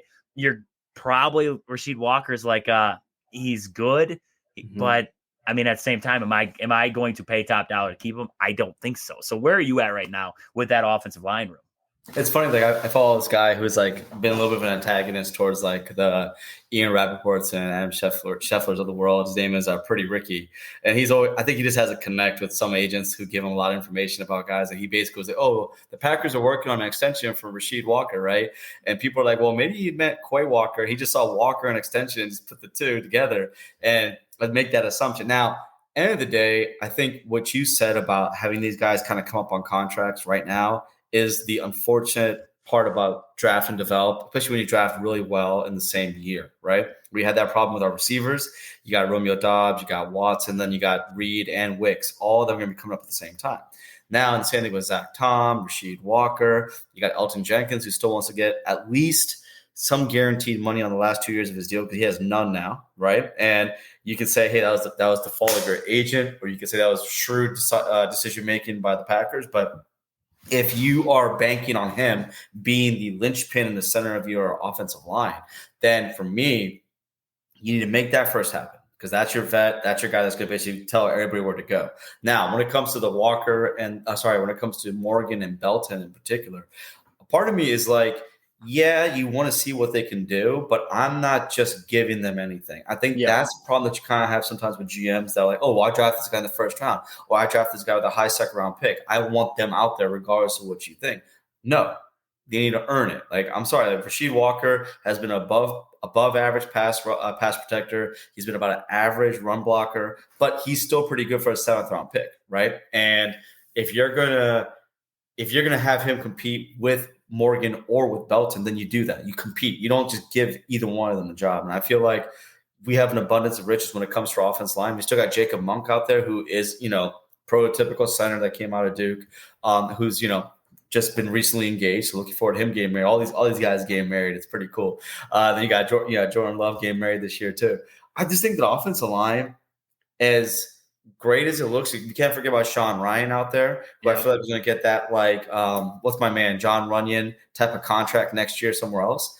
we have a lot of guys that there's a lot of question marks on offensive line with a lot of talent. The question, okay, A, who's going to get those jobs? And B, can they gel, right? Because it's great to have all this talent, but if they can't play together as an offensive line, doesn't mean anything, right? It's like, that's where Butkus and Stedo need to come in. I haven't been the biggest Butkus fan, but again, for the most part, realizing what those guys were going through last year, they were doing the best they can. Even with Zach Tom, he's due for a contract this year, right? That's supposed to be worked out. People kind of forget that he came into the season last year with a torn pec, and he played basically through that, right? And unfortunately, that last game of the season against the Eagles, everybody looked bad on the offensive line. I mean, if we're just going to be real, the whole offense looked bad, and we just had people dropping like flies. We were like literally like the injury option in Madden was on Madden mode. Basically, everybody was getting banged. It was insane. But I'm with you where it's like, all right, you made these picks, and you made both picks that I felt like were beyond their status. If you do a draft industrial complex, right? Belton was a 4th round pick, 2nd round. You got Morgan, who was a borderline 1st, 2nd round pick, but I just felt like you were adding it to a position where you really didn't need to add. But I guess, when people say, hey, if you had to get better at the trenches. So there's a lot of questions. I'm actually upset with myself that giving my evaluation, I'm not giving you guys a true answer. I really don't know what they're going to do there, to be honest with you. And I'm looking forward to seeing how it plays out. I just hope to God that there's no hey, we draft this guy in the 1st round, he needs to play no matter what. No, He needs to earn it. I'm sorry. If at the end of the day he doesn't earn the job, you either trade him or you cut him, and you cut your losses, and or he's a backup and you just call it a day. Let's not try to force things for the sake of draft status. We did that with Jason Spriggs, and it was the worst thing that we ever did to ourselves. No, and that's kind of where I'm at with that 55-45. It's you're still trying to have him earn it. You're still making him earn that job, but you're also giving him the first team reps. You're like, you're going to be out here with the first teamers a little bit more than what Rashid is right off the bat. And then if it comes down to it and you failed, you got to bite the bullet and say, I failed. And Rashid Walker, okay, now you get to go, and we have to try and figure this out later. So that's kind of where I'm at with that one. But Umar, I got to run here. I mean, hey, let everybody know where they can find you across social media out there. Sounds good, man. I appreciate you, bro. You can find me on Twitter at AMAR3455. I'm starting to slowly get my Instagram out there, so it's at AMAR345 on that. I try to keep it pretty consistent. And we are on a little bit of a break right now on Coast to Coast Packers because it's just not much going on. I know that me and Trey are trying to get back onto this week. Hopefully next week is the plan. I'm not going to try and make any promises this week, but definitely next week. And as always, man, thank you for having me, man. It's always an honor. Of course, it was a great time as always. We'll be right back here. As Elmer, thank you as always. We'll be right back here. We're going to get Kyle on. We're going to talk NBA. We're going to talk about the finals. We're going to wrap up the NBA season. So we'll be back here after this quick commercial break. Welcome back into Wisconsin Sports on the Go with Trage. I'm your host, Trage, coming back on this Wednesday. And hey, this next segment of the show, Kyle's here. We're going to talk a little NBA. This next segment of the show here is brought to you by Marshfield Motor Speedway, the half-mile paved track just 3 miles west of Marshfield on County Road H. Find upcoming events and races at marshfieldspeedway.com. That is marshfieldspeedway.com there. And also, it is brought to you by our non-for-profit donation group there, Warm Kids Wisconsin. Make sure you're checking them out across all social media platforms out there. They get kids in Wisconsin in warm clothes through the winter. Snow pants, boots is what they deal with, and they want to get it to everybody across the state. So make sure you're checking them out there on social medias. Find their links to donate or to find their Amazon wish list to help buy what a kid might need at the moment. I know it's warm, but always thinking ahead to the cold Wisconsin winter. So, Kyle, how we doing? It's Wednesday. It's a good Wednesday, I hoping for you. How's it going on this Wednesday? I mean, it's going well. The NBA season is over, but off season already making some news. So I'm definitely invested. It has already been different. It's been a different offseason already, so I can't wait to talk about that. Kyle was sick last week. He wasn't able to stop by, so we got all kinds of stuff we have to get to tonight here. And Kyle was gone last week, so we weren't able to do the Mellow Yellow Minute, the trivia hour here on the show. So, Kyle, here we go. If you got your favorite beverage sitting next to you, make sure you're cracking it right now, as I always do here on the show. And the Mellow Yellow Minute question of the day. Trage's most disliked teams. We'll go top 5. We'll see if Kyle can get maybe 3 of the top 5. Kyle, what do you got? Trage's most disliked teams. I feel like one has to be the Bears. The Bears are on there. Number 3. Okay. Number 3 on that list is the Chicago Bears. So then I'm going to go, got to be the Cubs. Cubs are number 2. Number 2 on the list. Kyle's like, the Cubs and the Bears are 2 and 3. Who is number 1? So number 1 could go. I can give you a hint, but I don't know if you remember this. Well, I was going to say Pacers. Oh, well, the Pacers are a new profound hatred. Okay. I can't say hate. Grandma says never say hate. I dislike the Pacers. I would throw them in my probably top 6. They'd be number 6. Okay. I'd put them in there. Number 1, you would have to go to college basketball because that's what I was thinking. Their football team's dog.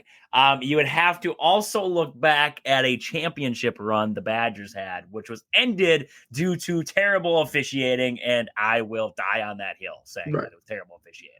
Yeah, these are teams I was going to get to, so Duke has to be that basketball team. Number one on the list is the Duke Blue Devils. Thank you for the 2015 national championship. Duke is on that list. So college football one, I'm thinking Wisconsin. Let's go Ohio State. Ohio State. I dislike them because they're good. I'd throw them in there. Probably my number 5. They'd be my number 5. It is one more college team that is in my top 5. I would say let's go Penn State. Penn State is yes. I throw Penn State in there. My hatred of Minnesota is not as high as Penn State. Penn State just drives me up a wall. I'll give you that one. So I'll get number 4 with Penn State there. That was a solid round, Kyle. Kyle's gone for a week. He prepared for this moment here. So if you guys have any thoughts on the NBA, the wrap-up of the season, everything like that, Bucks, make sure you're texting into us, 715-990-4914. That is 715-990-4914. Let us know your thoughts about all things NBA. We'd love to talk about it with you here. So, Kyle, the NBA Finals. It was how we wanted it to go. It went 7. It was an exciting series. I enjoyed it. But Kyle, I mean, there was a lot of the so-called great analysts of the world, right? The great sports minds that we get to listen to every day across the mothership, as Dan Patrick would say, and everywhere else, that said that this finals was subpar. This Thunder team was not that good. And it was just, they were lucky that Tyrese Halliburton got hurt. I mean, at the end of the day, I was intrigued by this finals. It was different. People want stars, right? All they want is stars. They want LeBron. They want Steph. They want, I don't even know if they want Giannis sometimes. They want Jokic. They want those guys. They don't want Shea Gilgeous-Alexander and who is Jalen Williams? Who is Dort? Who is this Dort guy that's knocking down shots? Who is TJ McConnell? Who are these guys that we're watching right now in the finals? They don't want that. They don't want new. They don't want change. They don't want this revolutionary style of basketball that we're seeing. Kyle, I mean, what were your thoughts coming off of this finals? Because there's a lot of hate coming into this, what we saw, and I actually enjoyed it. I actually, for once, I sat there and I enjoyed watching all 7 games of the NBA Finals. What were your thoughts of this finals as a whole? I feel like it was a kind of a good finish to somewhat of an unpredictable playoffs in general. I mean, I said before the series, as I was on here, the last 4 teams that were remaining, Pacers, Thunder, best case scenario. And I think it played out that way. And in terms of the star quality, at times I think NBA media can be kind of lazy and they just like what they know just to, go off of lazy narratives. For me, I enjoy watching new teams get to places they haven't been to see how they react. So the Thunder, this was their first opportunity in the finals. I thought they played really well. SGA, Williams, and those guys have created a name for themselves. And I also think the Thunder and Pacers represent what Adam Silver's NBA, like his vision for it. Teams that build through draft picks, through depth, and just spraying the ball around. Now, I think the Pacers do that a little bit more than the Thunder do, but like you said, the Thunder, you have to deal with not only SGA, it's Williams, it's Holmgren, Dort defensively, Kaysen Wallace, Caruso. Pacers, you're looking at Halliburton, who unfortunately did get hurt, and I love the fact that he came out and said that he would do it all over again. Knowing what he knows now, he would still play injured because it's the finals. You never know when you're going to get back there. So I thought it was great. And like I said, with the Pacers, you're talking about Siakam. I thought Siakam had a great playoff run. I'm not the biggest Siakam guy, but I can sit here and appreciate his game a little bit more. Because my whole thing is if he's your number one, you're not going anywhere. But in Indiana, he was like your number two, played great. Nembhard, like there were names there that I kind of hope like casual fans can now appreciate a little bit more because of this final series.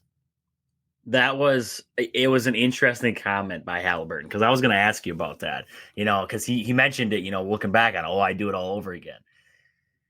I don't know if I was, because we've seen this now, right? We've seen this multiple times. Tatum, he had the calf strain, and then all of a sudden he tears it. And then you have Damian Lillard, he tears it. We've seen this story before. We've seen this all unfold, and now we just saw it with Halliburton in that finals game. And it's like, okay, now Halliburton is going to be out for most of next season. Dame's going to be out, who knows, for the Bucks. And then Tatum, the Celtics are preparing for life without him next season. So it's like, would you, if you're the Pacers, are you sitting there like, should I really? Maybe I should have just said, okay, you can go out there in spotty moments. But how do you risk spotty moments, right? So it's so hard. It's so hard. And I know Tyrese said that, but at the end of the day, if you're a Pacers fan, you're like, okay, I know that, like, I wanted you out there, but now I look ahead and it's like, okay, you're out for next season. So I agree with you though. I mean, you like the comment, you like that he was willing to go back out there, and he said he would do it all over again. So I think that's shows a tough player and what he was trying to get at. So, I mean, looking at coming off this series. So now we come off this series. It was a season where there wasn't really that, it always felt like there was that one team every year, which, with young stars that played well, and then they just run into LeBron or something like that in the playoffs and get knocked out. We finally avoided that, which was great. Now we get to move into this offseason. I had a question for you, and I wanted this one answered because we saw the KD move, right? Mm-hmm. And it happened while the finals was technically everything was still happening. Do you think that the NBA should not allow trades to happen at that moment? Because, I don't know if OKC actually wanted to go after Kevin Durant, if that was actually even a thought in their head, right? But what are you supposed to, if you're OKC, how do you even make a trade for, you're in the finals right now. How do you make a trade for KD and say, hey, by the way, Wallace and Dort, hey, after this series is done, deuces, man. You can't do that. And the Pacers, they're kind of in the same boat because now they're without Halliburton. Maybe bringing in a scorer like KD could have, filled in that gap year for them that they're going to be missing a scorer. Mm-hmm. McConnell can do a little bit, but I don't think he's going to be that true scorer. Do you think that they should have this period where you can't make moves like this? You have to wait until the season wraps up, because otherwise I just feel like it's, kind of like the transfer portal in college sports where it opens up so early. It kind of goes against these teams that are still playing. It hurts them with being able to make these moves because, Drew Holiday got moved today, but he ended up with the Blazers there. Do you think that they should wait with opening that up so that way these teams like OKC and the Pacers in this series have that ability to go after a guy, because they're going to have free agents and they maybe have wanted a shot at a guy like KD, but now they don't get that because the Rockets were given all that time to be able to go and grab them?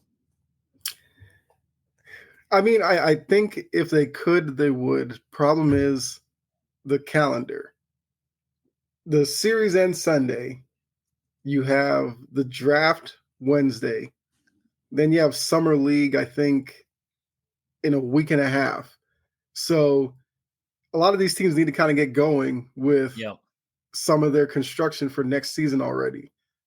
And look, if the Thunder, I feel like if they were interested in KD, they could have had some preliminary conversation with the Sun, and waited until after the series and then announced something. The fact that he's going to Houston, I'm assuming the Thunder weren't interested, because for them, they'd have to mortgage some of their future for a guy like Kevin Durant, and they probably decided, why do it? Yeah. Worst case, we make it to a Game 7 of finals and we lose. Like, we should be right there again next season. Yeah. I can see it. I guess not just the KD situation, but looking at, other guys where it's going to probably come up with the same kind of scenario in the future, just because we all know how much social media is there and how much stuff gets leaked. So the second the Thunder pick up the phone and call the Suns, now KD finds out and he's like, hey, just so you guys know, this is what's going on right now. And then all of a sudden the Thunder players are like, oh my, like, who's getting moved? And then it just, locker rooms get destroyed that way. Problems arise. And I would be okay. I understand the calendar year. Maybe you kind of move things back. I don't know what you do, right? But there's got to be a better way, some way to kind of negate this until after the finals, I guess. But whatever, what can you do, right? The calendar year works out how the calendar year works out. So we got a couple things here before you got to get out of here. But okay, so you talked about the NBA draft. It's realistically Cooper Flag, right? It's got to be Cooper Flag going number one. Yeah. If it's not, the Mavs drop the ball, right? Mm-hmm. Okay. I agree. Okay. Yeah. I mean, at least everybody's all on the same page. Yeah. I can't wait if Nico does not draft Cooper Flag after trading Luka, that would be wild. That'd be absolutely wild. I mean, there's some good prospects in there, and I've always been of the camp of, I think Cooper Flag's a good player. I do. I think he's a great player, but I just don't, he's not polished. He's not done. He's not finished off, right? And I hate when they put these guys already in the league, already as a star, already as a superstar on this platform, right? Zion Williamson came from Duke too. They put him on this big old platform. Where's he now? He's a subpar player. He's injured all the time. Now that's got a whole bunch to do with off the court stuff and, that kind of stuff. But I mean, I think Cooper Flag could be great. I think he will be good. I think he's going to be great. But I hate when analysts and, all these, they just put them up on this platform before they're even there. Let them get into the league, right? Michael Jordan. Who knew Michael Jordan was going to be Michael Jordan before Michael Jordan came in the league? And there's going to be guys like that who come through maybe this draft who we don't expect. Look at Shai Gilgeous-Alexander. Who's that? Who was Jalen Williams before he went to OKC? Yeah. Who was this guy, right? And all of a sudden he's a star and everybody wants him. And then you have these young guys coming out of the, I think I said G League Ignite with Jalen Green, and Sengun came from out of there too. I mean, those guys are all coming from these different places. So, I mean, they all come from different areas, weird colleges, right? Most of the stars come from weird colleges. I've accepted that now. There's not, if you look across the league, like there's a few Kentucky guys, there's a few Duke guys, but at the end of it, there's a lot of like randos, like Steph Curry and Kyle Korver came from a random one. There's just a lot of randos that go throughout this league. So, I mean, it's the NBA draft. Who knows what's going to happen there? The Bucks, all we know is the Bucks will probably not draft in the first round unless if Shams gets what he wants and Giannis is traded, because Shams he's the biggest advocate for Giannis to be traded. And if it happens, Shams is going to be the first one to say, I told you guys it was happening. And Giannis is even going to be like, I didn't know this was happening. The Bucks would be like, I didn't know this was happening. Apparently Shams just knew. So on Giannis, I got a question for you, Kyle. Okay. Before we get out of here. Stephen A tells me that Giannis is an underachiever if he only gets that one finals with the Bucks. And he's basically just didn't do good enough in the league. He had more potential and should have done a lot more. What do you think, Kyle? If Giannis sticks with Milwaukee, which is good for basketball, I think, good for the league, and I think it's good for the people of Milwaukee. I think it's good for Giannis.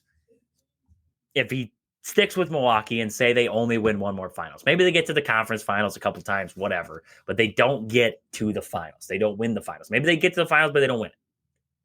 Do you believe that Giannis is an underachiever in his career? Because if he is, there is a laundry list of players, including AI, including some of these really good players throughout the years that we would have to throw on the same list of being an underachiever. And I would love to hear their thoughts to give Stephen A about what they think he's underachieved in his career too. So Kyle, what do you think? Is Giannis an underachiever if he does not win another finals, or if he does not get out of Milwaukee, basically? Because that's what they want. They just want to push this narrative until he just leaves.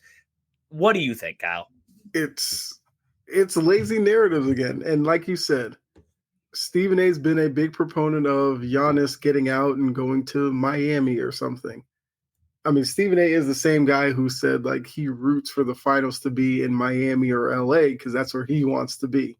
So I find it hard to believe that Milwaukee not being a necessarily desirable place for free agents to go, Giannis goes there, develops into the player that he is now.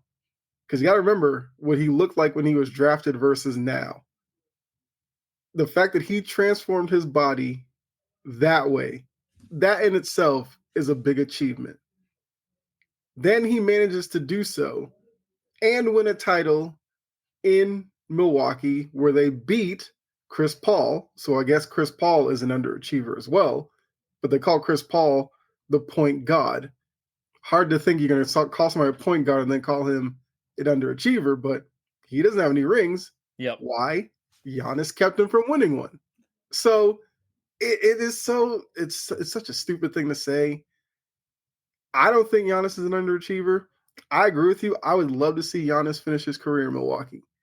I mean, that means he's probably got to have some more battles against my Celtics, but I respect Giannis. Giannis is a guy who goes out there night in and night out, and he gives you everything he has.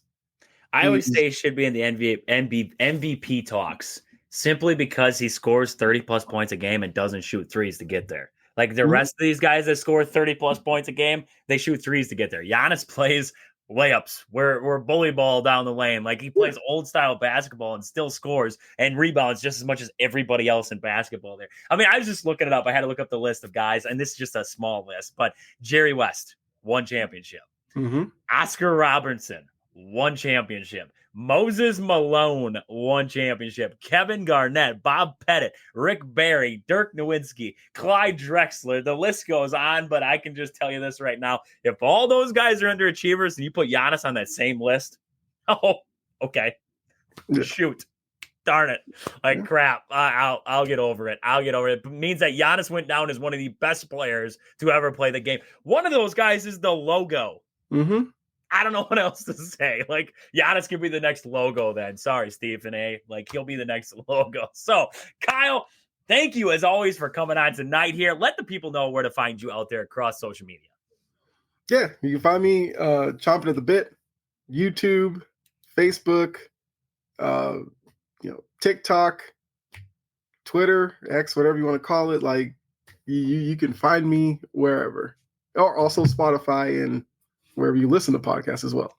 Make sure you're checking him out. He's always got great stuff. And as this NBA offseason gets going here, he's going to be talking about it all the time. You know it over there. And the Celtics, they're making moves already. So it's going to get crazy in there. You want to keep up to date with the moves, latest transactions, everything like that. Football season around the corner. You got to keep up with it with Kyle there. So make sure you're checking him out there across social media. So thank you, Kyle. As always, we'll be right back here after a quick commercial break. We're going to talk a little bit more Brewers here as we get to the end of the show here. So we'll be right back here on Wisconsin Sports on the Go with Trage.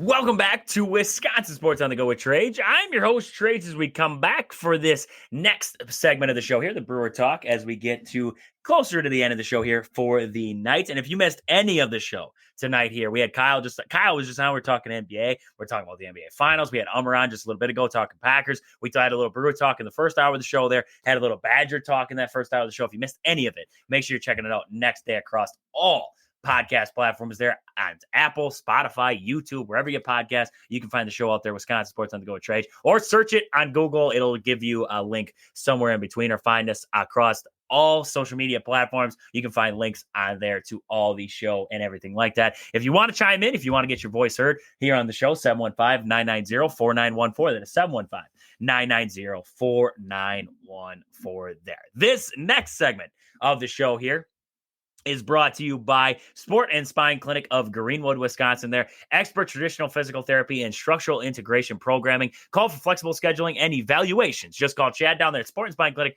of Greenwood. He'll get you right doing what and getting you back to doing whatever you're doing, feeling better than ever. Sport and Spine Clinic of Greenwood, Wisconsin. So, went to the break. We were talking about the NBA. I want to talk a little bit of Brewers here as we get closer and closer to the end of the show here.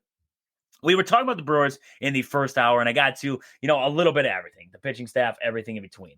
And with this pitching staff, what's happening right now? So Woodruff, according to reports, looks like he's going to make one rehab start, and then he's going to be ready to go. He's going to be ready to come back up to the big leagues, right? Nestor Cortez also making rehab starts. He's looking like he's going to be before the All-Star break. They're expecting Nestor back. So you have the cavalry is slowly on its way. Not Garrett Mitchell, because we saw Garrett Mitchell now it's looking like he's going to be out 8 to 10 weeks again with an injury with that shoulder. So, it sucks. It really does, because Garrett Mitchell's that guy. And I heard somebody compare, I think it was Tim Allen, was talking about him, and he said something, comparing him to what Paul Molitor was early in his career, was this, if this guy could stay healthy, right? That's where I'm at with Garrett Mitchell. It's like, if this guy could stay healthy, if Garrett Mitchell could stay healthy, just imagine what he could be able to do. He's got the attributes, right? He's got the speed, he's got the power, he's got the glove, he's got everything that you want in a solid on base, power hitting lefty from the outfield spot. He just can't stay out there. It sucks. It really does. So he looks like he's going to be out for a while. Injured that same shoulder. Blake Perkins slowly working his way back. But looking at that pitching staff, you have a guy like Woody on his way back. You expect that they're going to make room for him in some way, shape, or form. Nestor Cortez on his way back. What do you do? Because as of right now, I still don't understand why Logan Henderson isn't up. I like Chad Patrick. I think he's a gamer. But Chad Patrick, I think, has been the worst of what we've seen in this rotation with Miz now. You have Quintana. You have right now you have Freddie Peralta up at the top there. He's been pitching well. You have solid rotation across the board. But you got to find, where is your weak link, right? Where and Quinn Priester's been fantastic. So where is your weak link coming right now? And I would say it's Chad Patrick at this very moment. Now, I'm not trying to knock on Chad Patrick because he's been solid. He had a good, solid start. He's just kind of ran into a buzzsaw as of late here. He had to struggle in that game against the Pirates there in game 1. Some people are already calling for him to be gone. I don't understand why right now Logan Henderson is still down in the minors, because what he's shown when he's come up, there's no reason why Chad Patrick still got the job out there. Now, the question is, now do you shift guys to the minors? Because there's guys with options, right? Grant Anderson's got an option out there in the bullpen. We know that. You have Aaron Ashby, but Aaron Ashby is the guy that the Brewers, they just will never give up on. They think the world of him, so he ain't going anywhere. DL Hall, they still think he'll be a starter. So maybe you see a guy like DL Hall maybe shift back down to the minors where they get him more extended innings, right? And then maybe you move a guy out to the bullpen like a Chad Patrick. Right now, I still think where I'm at with this rotation is you use guys as trade bait. I don't know if you want to trade a guy like Quintana because he's been great. If it's that double-edged sword, right? You got to find you have guys who have been great for you that you'd hate to see go because you'd hate to see them go somewhere that's going to beat you, right?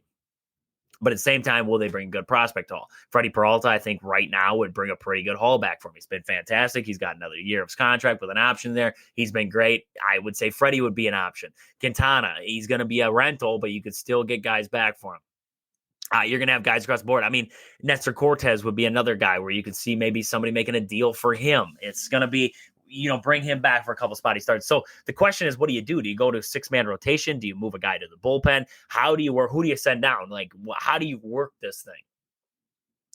It's a good problem to have with all the depth. Now, the problem is with all that depth, getting those guys meaningful innings where they should be within, whether it's the rotation. Because, Logan Henderson, is he getting meaningful? Yes, he's getting meaningful innings down in AAA, but at the same time, could he do those at the big league level and do it better than what Chad Patrick's doing? I think so. So it is bringing a guy like Woodruff back. Do you bring him back to the bullpen? And then who do you move down? Is it a guy like Grant Anderson? Probably Zastrinsky would be a guy where I could see him getting moved around. Outside of that, maybe a guy like DL Hall does get sent down at one point, but he's been good. since coming back. So it's going to be interesting to see what the Brewers do decide there with that rotation. Once Woody comes back and once Cortez comes back, I am very intrigued to see what the move's going to be, because I can't imagine they keep Woody down any longer, because they can't. Knock on wood, he comes back and he comes back healthy. But man, oh man, they can't risk 2 starts down there. They got to get him back on a big league mound as fast as they can. And then Nestor Cortez, I mean, I don't foresee him staying down very long after he starts to make his way back here. So we'll see what the Brewers do. It's going to be interesting here in the coming weeks, because this is all expected before the All-Star break. Nestor Cortez is back, and for sure Woodruff. So we'll see kind of where the Brewers sit with those guys. Perkins on his way back. You would expect Garrett Mitchell back at some point, right? Knock on wood that he avoids all his injuries and he ends up back. But if those guys do come back, there's a little bit of a shorter list, I guess, for those guys. I mean, you'd expect Daz Cameron's probably the first guy to get sent down. But, I mean, Isaac Collins has played himself into a large role. And then Sal Frelick's a no-go, right? Jackson Chirinos definitely no. So who's your next option? It's got to be like a guy like Monasterio, right? It's got to be a guy like Monasterio, I would think, would be your next option. So we'll see what the Brewers kind of do here. They're going to have a lot of guys returning, and we'll see where they kind of make their moves and who is that guy that gets optioned or moved down there. So we'll wait and see with this Brewers team. Right now, I mean, this Brewers offense is heating up, and they've been scoring runs at a torrid pace. You talk about that 8-run outburst against the Cubs, 17 against the Twins the next night, 9-9 against the Twins in back-to-back nights there. So you're talking 18 runs combined over Saturday and Sunday. You're talking 35 runs across that whole board there. And then you look at this Pirates series. They scored four in Game 1 in the loss, but then scored 9 in Game 2 there. They scored 13 runs already in this series. I know, you guys know I'm pre-recorded, so I don't know what happened on Wednesday. But I'm assuming with Mizorowski going against Skeens, knock on wood, that was a pitcher's duel to end all pitcher's duels. And it was like maybe 3 hits on both sides and maybe 1 run was scored in the entire game. And hopefully it was the Brewers. So I don't expect many runs in Game 3 of that series there. But all in all, this Brewers offense has been heating up, and it has a lot to do with guys like Christian Yelich coming into it. Christian Yelich has been hitting way better as of late. And you guys know me, I'm not a big Christian Yelich lover, but he's up to 264. On the average. So he's been hitting a lot better as of late. We want to look at the last few games. From the last 7 games, he's hitting 483. Over the last 15, he's hitting 375. And over the last 30 games, he's hitting 356. That's over the last month there in 118 at-bats. He's got 42 hits and 30 RBIs, 8 home runs go along with it. Christian Yelich has definitely come into his own here over this last little stretch. And then Isaac Collins, he continues to put bat on ball, continues to produce for this offense. Last 7 games, 400 average. You look at the last 15, 348. And then you look over the last 30 games, over the last month, 282. He's been great. The guy that is the catalyst that is somehow, some way found it. He's in his own. Pat Murphy said to hold on. He'll find it eventually. Joey Ortiz, 433 over the last 7. Over the last 15, he's 352. Over the last month, over the last 30 games, 292 average. Over the last 30 games. And everybody's going to say, oh, look at his average right now. It sucks, right? He's at a 217 average.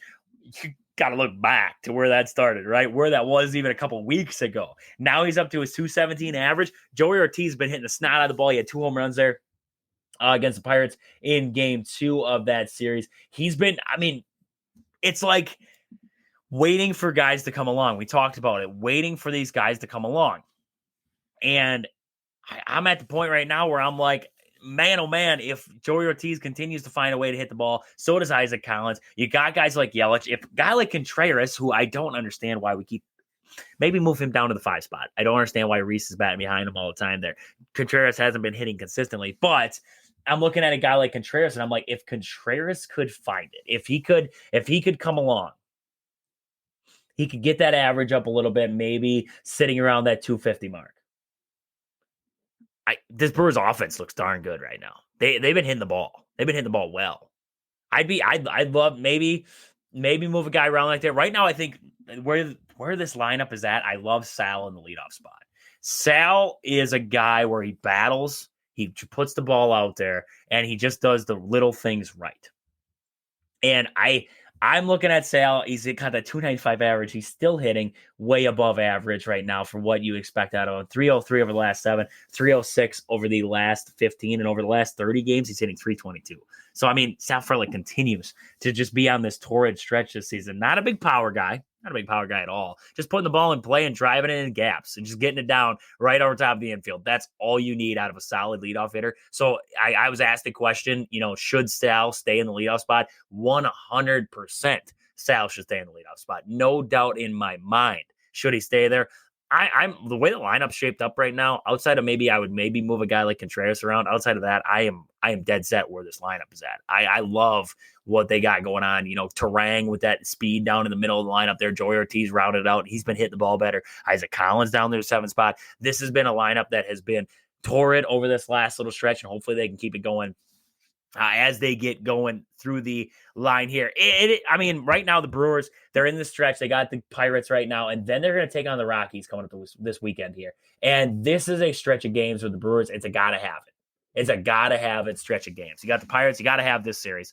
Then you got the Colorado Rockies. After that, you take on the Mets. You go to New York, but then you play the Miami Marlins. So a little bit of a stretch. You have some stretch games here where you have the Dodgers and the Mets kind of sandwiched in there. But on the outside of that, in that sandwich and the bread of the sandwich, right? You got the Colorado Rockies and the Nationals surrounded out there in July. And then you have the Marlins in between New York Mets and the Dodgers. So you have a little bit of stretch here where you can make up some ground on the Cubs as you get closer and closer to the All-Star break. And if you close this with the Brewers in going into the All-Star break, you're down maybe a 1 game or maybe a half game, maybe you got, division tie, whatever it is. I like the idea of then becoming not a true buyer, but not a true mover at the deadline there, and just sitting pat and seeing what you do. So we'll see what the Brewers do there. I can't wait. You got the Rockies coming up this weekend here. That should be a fun series as the Brewers will look to keep getting hot and keep rolling along here as we go. So we're going to come back here. We're going to wrap up the show for the day here. We'll be right back here on Wisconsin Sports on the Go with Trage. Welcome back as we wrap up the show here on this Wednesday. What is it? June 25th today? Yeah, it's June 25th. Almost, goodness gracious, almost July, right? We're getting to, it's the dog days of summer. The baseball is about the only thing happening. All the championships are done. Baseball and golf are about the only things happening. There's NASCAR out there, but in all reality, baseball is the only thing happening right now. We got football around the corner. We got college football around the corner. We're getting closer. We're getting closer to the sports season, the sports calendar taking back off there. But we got the Brewers coming up this weekend. They're going to be taking on the Rockies. Should be a good series there. Before we come back, we got the start of the series with the Mets there. So hopefully Brewers get a good series win there against the Rockies and then start a good series against the Mets there. So when we come back, we're talking about some good wins there for this Brewers team. But as always, if you want to find the show, find it across all social media platforms there. Facebook, YouTube, anywhere you get, any social media platform, search Wisconsin Sports on the Go with Trade. You can find us there.